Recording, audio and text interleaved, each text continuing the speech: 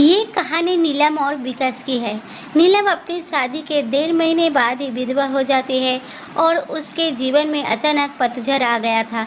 नीलम को ऐसा लगता था जैसे वो संसार की सबसे बदनसीब औरत है। उसके आंखों के आगे उसका अंधेरा जैसा भविष्य हमेशा घूमता रहता था। नीलम के घर में सिर्फ उसकी बुरी माँ थी और नीलम के पति के गुजर जाने के बाद नीलम के पिता भी इस दुख में गुजर जाते हैं। एक बड़ा भाई था, लेकिन वो तो सबसे मुंह मोड़कर अपनी पत्नी को लेकर कहीं और रहने चला जाता है। इसलिए अब नीलम को लगता था कि जिंदगी में कभी भी खुशी उसके दरवाजे पर दस्तक नहीं देगी। इधर विकास की बात करते हैं। विकास की शादी 2 साल तक तो अच्छी चल रही थी, लेकिन फिर उसकी पत्नी का किसी और के साथ चक्कर चलने लगा और उस दूसरे आदमी के साथ खुलेआम अय्याशी करने लगी। फिर कुछ ही दिनों में उसने विकास से तलाक देकर दूसरे आदमी से शादी कर ली। विकास अपनी पत्नी से बहुत प्यार करता है, लेकिन तलाक होने के बाद वो अपनी पत्नी के बिना बिल्कुल ही अकेला सा हो गया था और अपनी सुनसान वीरान जिंदगी को अकेला ही काटने लगा। वो नहीं जानता था कि अब उसका भविष्य कैसा होगा, कभी भी फिर किसी से शादी कर पाएगा या नहीं। अभी एक दिन नीलम और विकास दोनों ही किसी की शादी के सालगिरह में जाते हैं। नीलम की एक सहेली विकास को जानती थी और उसी ने ही दोनों को मिलवाया। विकास से मिलकर नीलम को अच्छा नहीं लगा, क्योंकि विकास अपनी पत्नी के बारे में नेगेटिव बातें कर रहा था और यही सुनकर नीलम को विकास पर गुस्सा आ रहा था कि वो औरत के बारे में इतना गलत कैसे बोल सकता है। लेकिन बाद में उसकी सहेली मंजू ने बताया कि विकास कितना दुखी लड़का है। वो अच्छे खासे पैसे कमाता है और उसके परिवार वाले भी बिल्कुल सीधे हैं, लेकिन फिर भी उसकी पत्नी दूसरे मर्द के चक्कर में इस बेचारे को धोखा दे दिया और अब विकास दिन रात रोता रहता है। ये सुनकर नीलम का दिल भर आया। वो मन में सोचने लगी कि एक शरीफ लड़के को मैं बिना मतलब ही बुरा समझ रही थी। तो उसी दिन नीलम के मन में विकास के लिए एक प्रेम से जग गया था। तभी कुछ ही दिनों बाद नीलम ने अपनी सहेली मंजू से कहा कि मैं पता नहीं क्यों विकास को चाहने लगी हूँ और मैं उसे पसंद भी करती हूँ। अगर मंजू तू कुछ उपाय करके मेरी दोस्ती विकास से करवा देती तो शायद मेरी ज़िंदगी संवर जाती। तो मंजू ने कहा ठीक है, तू कहती है तो मैं इसी बहाने से विकास को अपने घर बुलाती हूँ। मैं उसे तेरी सारी कहानी पहले ही बता दूँगी, फिर तू भी आ जाना, आगे तुम दोनों की किस्मत। तभी मंजू अपने जन्मदिन का बहाना करके विकास को अपने घर बुलाती है और मंजू विकास को नीलम की बातें बीती हुई सारी बात बताती है और वो उसे बताती है कि शादी के 1.5 महीने बाद ही नीलम विधवा हो गई। विकास को नीलम का ऐसा हाल देखकर उसे बहुत दुख होता है।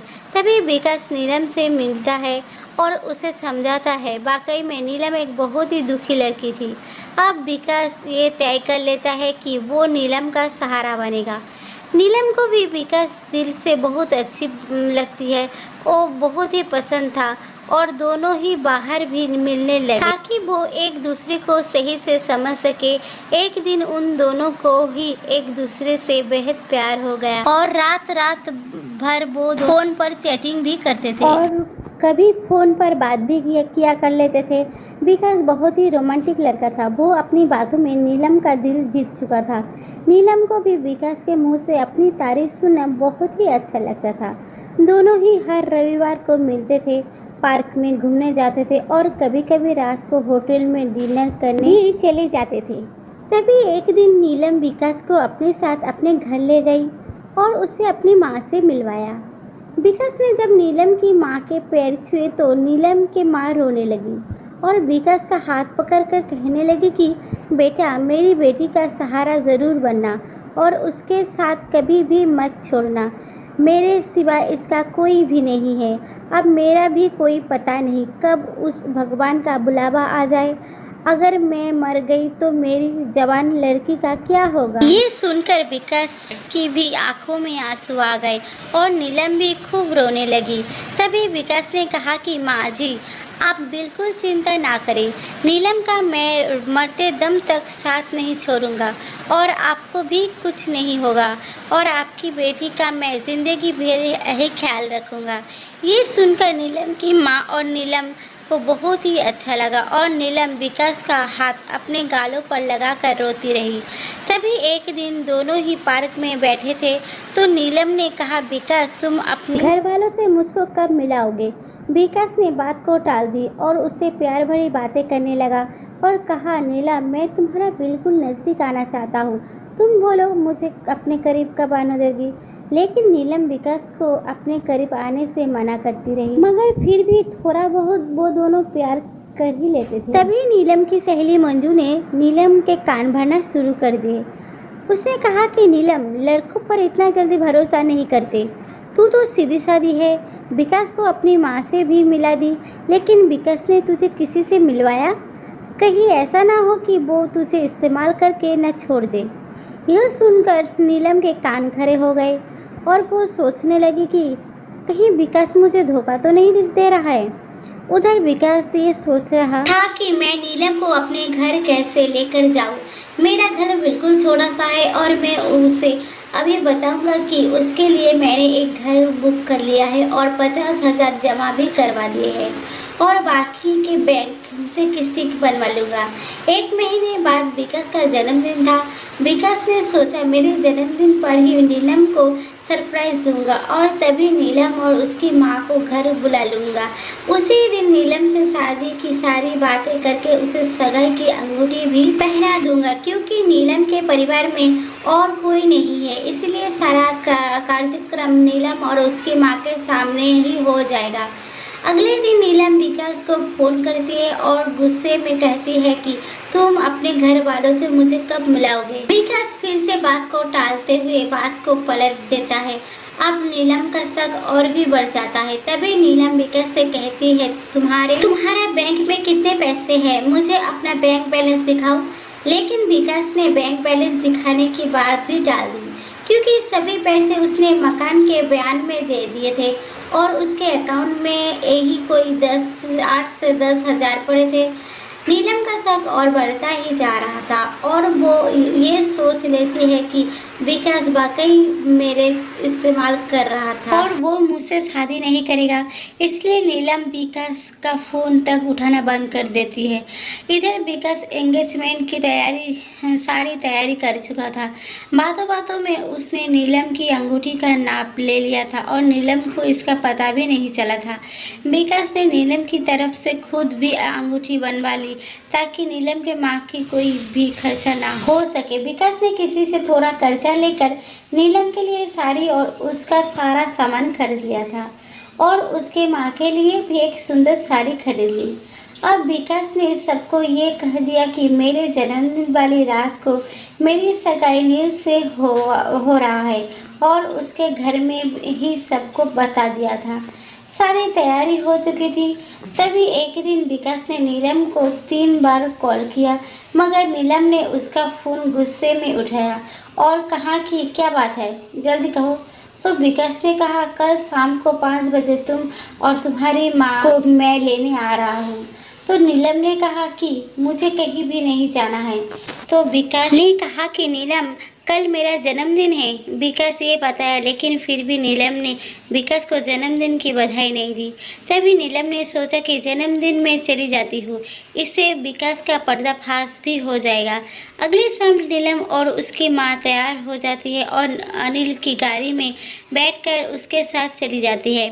पूरे रास्ते में नीलम ने विकास से कोई बात भी नहीं की। उसे तो विकास से रूप में एक धोखेबाज नजर आ रहा था। तभी जैसे ही नीलम विकास के घर की दहलीज पर कदम रखती है, वैसे ही विकास की माँ आरती की थाली लेकर आती है और नीलम को टीका लगाकर उसकी आरती उतारती है। यह देखकर नीलम हैरान रह जाती है। तभी वो भी विकास की माँ के पाँव छूती है। उसकी माँ उसे अंदर आने के लिए कहती है। सभी लोग खड़े थे, विकास के बड़े भाई भाभी, विकास के भतीजा भी भतीजी और विकास की माँ, वो भोले भाले उनके बाबूजी, सभी लोग नीलम और उसकी माँ का स्वागत करते और बैठने के लिए कहते हैं। अब विकास का जन्मदिन भी बन जाता है। उसके बाद नीलम जाने के लिए कहती है तो विकास की माँ कहती है कि बहू, तुम्हें जाने के लिए नहीं बुलाया है, हमेशा के लिए यही रखने के लिए बुलाया है। नीलम समझ नहीं पाती। तभी विकास की बड़ी भाभी 2 फूलों की माला और एक प्लेट में 2 अंगूठी लेकर आती है। ये देखकर नीलम विकास की तरफ बड़े ही आश्चर्य के साथ देखती है। तभी विकास एक अंगूठी नीलम के हाथों में रख देता है और कहता है, आज हमारी एंगेजमेंट है नीलम, और इस बात के लिए मैं तुम्हें सरप्राइज करना चाहता था। तुम्हें ये रिश्ता मंजूर है ना? नीलम रोने लग जाती है और मन में ये सोचती है कि मैंने किस लड़के पर शक किया। अनिल ने नए मकान के कागज़ भी नीलम के हाथों में रख दिए और कहा कि नीलम, ये मकान मैंने तुम्हारे लिए लिया है क्योंकि हमारा ये घर थोड़ा छोटा है। इसलिए नीलम की आंखें अब अपने आंसुओं को रोक ही नहीं पा रही थी। तभी नीलम ने मकान के कागज़ अपनी सास के हाथों में रखते हुए कहा कि माँ जी, मुझे तो इसी घर में रहना है आपके साथ, मुझे नया मकान नहीं चाहिए। इस बात से घर के सभी लोग खुश हो जाते हैं। तभी विकास कहता है कि नीलम, तुम्हारी माँ भी हमारे साथ ही रहेगी, भला वो अकेली कैसे रह पाएगी? ऐसा कहते हैं जो मकान मैंने लिया है वो पास में ही है, माँ को तुम वही शिफ्ट कर दो ताकि तुम अपनी दोनों माँ को संभाल सको। अब सब कुछ ठीक हो गया था। कहाँ नीलम एक शक की वजह से सब खत्म करने जा रही थी। ये गलती उसे बहुत महंगी पड़ने वाली थी, मगर नीलम ने विकास के घर जाकर अच्छा ही किया। इसलिए दोस्तों, जीवन में कभी कभी किसी शक की वजह से आप अपने प्यार को कभी मत छोड़ना। पहले पूरा सच जानना, फिर कोई कदम उठाना, तभी आपका भी रिश्ता बच सकता है। आज की छोटी सी कहानी अगर आपको पसंद आती है तो एक लाइक ज़रूर कर देना। देखने के लिए दिल से धन्यवाद।